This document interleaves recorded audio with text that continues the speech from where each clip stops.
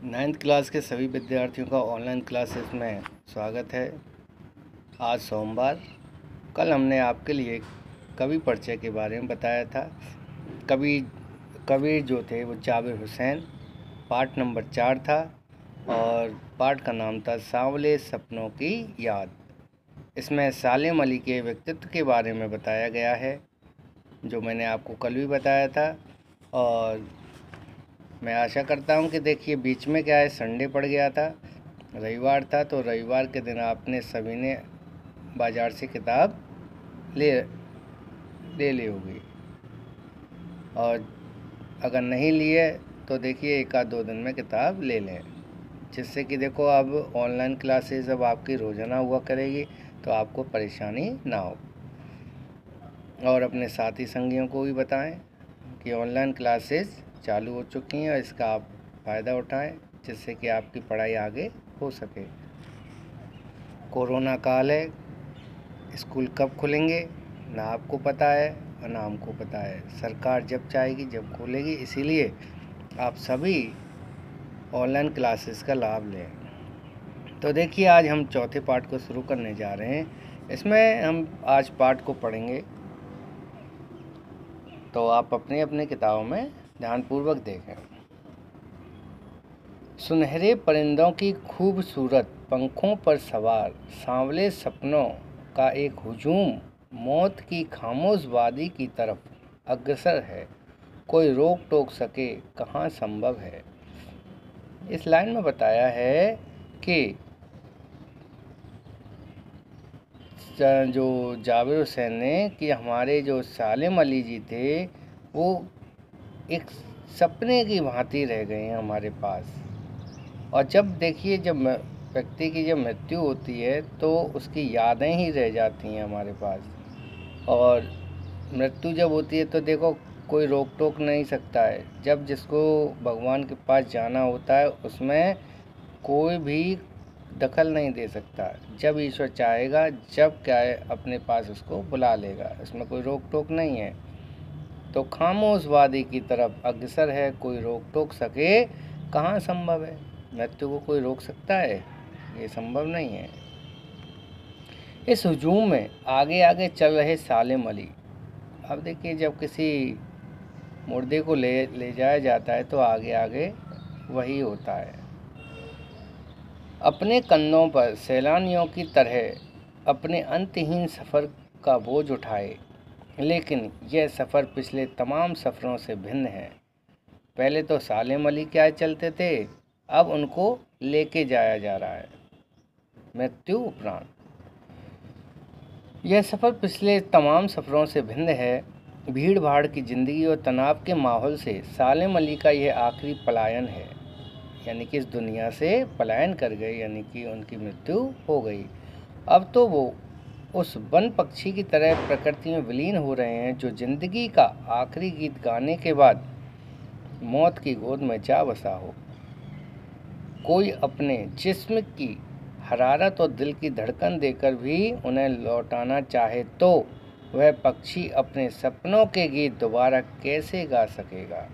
यानी कि एक बार मृत्यु होने के बाद व्यक्ति दोबारा नहीं आता, तो उनको लौटाया नहीं जा सकता। मुझे नहीं लगता कोई सोए हुए पक्षी को जगाना चाहेगा। वर्षों पूर्व खुद सालिम अली ने कहा था कि लोग पक्षियों को आदमी की नज़र से देखना चाहते हैं। यह उनकी भूल है। ठीक उसी तरह जैसे जंगलों और पहाड़ों, झरनों और आबशारों को भी प्रकृति की नज़र से नहीं, आदमी की नज़र से देखने को उत्सुक रहते हैं। भाई देखिए, कहने का मतलब है कि प्रकृति का प्रत्येक व्यक्ति को संरक्षण करना चाहिए। प्रकृति में पशु पक्षी भी आते हैं। आप जानते हैं कि झील, चट्टान, पृथ्वी, पठार, पर्वत, पेड़ पौधे सभी आता है प्रकृति में। तो उन्होंने क्या है, हमेशा पक्षियों के बारे में शोध कार्य किया। तो व्यक्ति को क्या है, अपनी नज़र प्रकृति के लिए रखनी चाहिए कि भाई प्रकृति का मैं संरक्षण करूं, ना कि प्रकृति का विनाश करूं। भला कोई आदमी अपने कानों से पक्षियों की आवाज़ का मधुर संगीत सुनकर अपने भीतर रोमांच का सोता फूटता महसूस कर सकता है।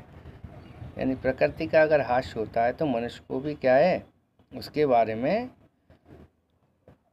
दुख होना चाहिए कि भाई प्रकृति किस तरह से हमारी नष्ट होती जा रही है।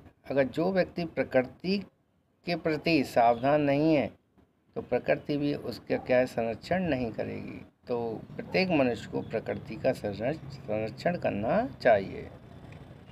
तो एहसास की ऐसी ही ऊबड़ खाबड़ जमीन पर जन्मे मिथक का नाम है सालिम अली। यानी कि आज उनकी जो सांस है वो रुक चुकी है पाठ के आधार पर, और वो अंतिम विदाई ले रहे हैं। मात्र क्या है, उनकी यादें ही क्या है, रह जाएंगी। उनको कहा है सांवले सपनों की याद। यहाँ पे जावेद हुसैन जी ने भी उनके इस संस्मरण में उनके व्यक्तित्व को निखारा है। तो पता नहीं इतिहास में अब कृष्ण ने वृंदावन में रासलीला रची थी और शेख गोपियों को अपनी शरारतों का निशाना बनाया था।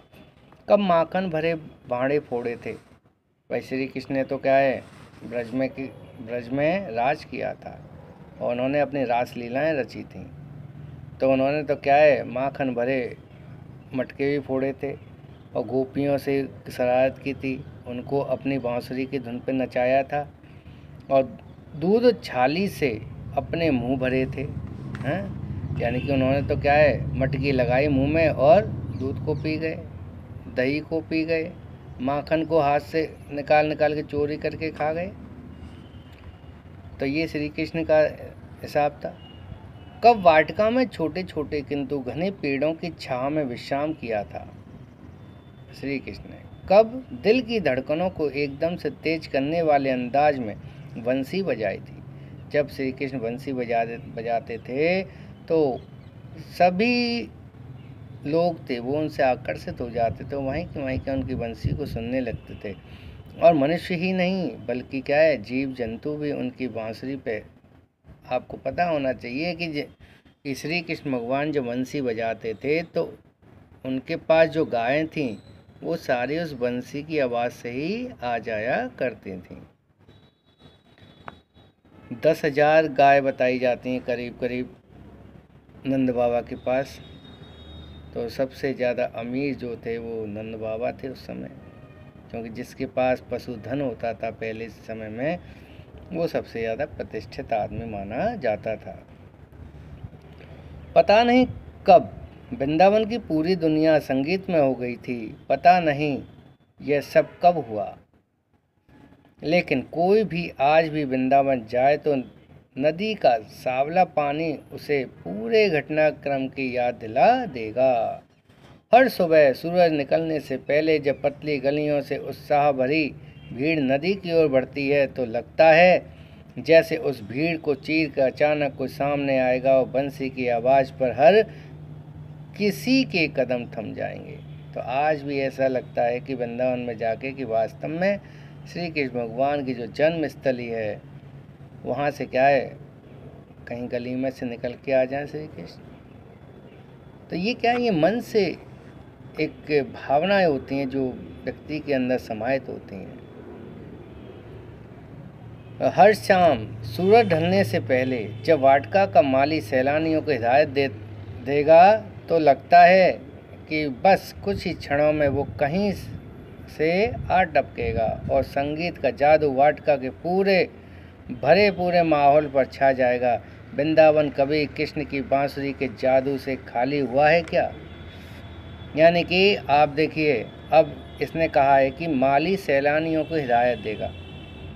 वृंदावन में एक निधवन नाम का एक स्थान है, वहाँ पे शाम को किसी को रुकने नहीं दिया जाता। तो वहाँ का जो पुजारी होता है, वो माली जो इसमें लिखा है, वो शाम को हिदायत देता है कि भाई जो भी यहाँ हैं वो सब यहाँ से निकल जाएं और अब गेट बंद हो जाएगा।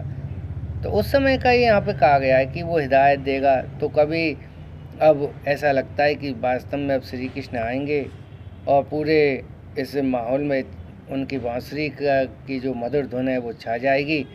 तो आज भी देखिए उनकी याद वृंदावन से जुड़ी है। आज सभी व्यक्तियों को ये महसूस होता है कि हाँ, अब श्री कृष्ण भगवान अभी भी वहाँ पे निवास करते हैं। और ये सब क्या है, अपने दिल और दिमाग और अपने मन से होता है, क्योंकि आज भी क्या है, वृंदावन में श्री कृष्ण भगवान की जो लीलाएं वो भी आज जीवंत रूप में हमको दिखाई देती हैं।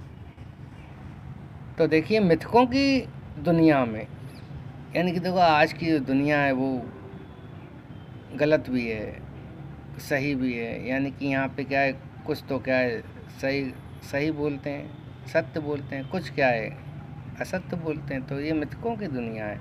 इस दुनिया में सवाल का जवाब तलाश करने से पहले एक नज़र कमज़ोर काया वाले उस व्यक्ति पर डाली जाए जिसे हम सालिम अली के नाम से जानते हैं। जिस तरह से हम श्री कृष्ण भगवान को नहीं भूल सकते, कहने का मतलब है कि वैसे ही हम सालिम अली को भी नहीं भूल सकते।